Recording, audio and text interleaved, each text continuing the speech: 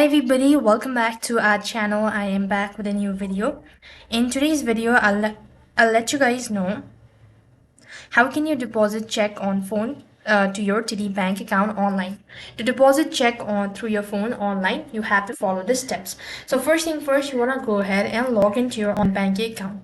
Once you're logged into your online banking account, from the home page, click on deposit check, after which you want to go ahead and click on register, and then you want to click on the terms and condition, read out all of that.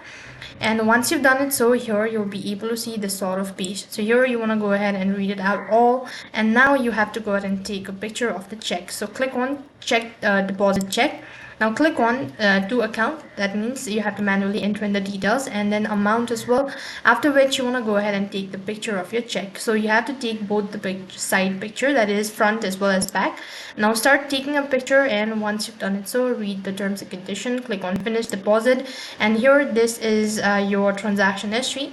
So that way you'll be able to deposit check online using your TD mobile banking app. That's all for this video. I hope the video was helpful. Make sure to like, share and subscribe to our channel. Thank you for watching. See you in the next video.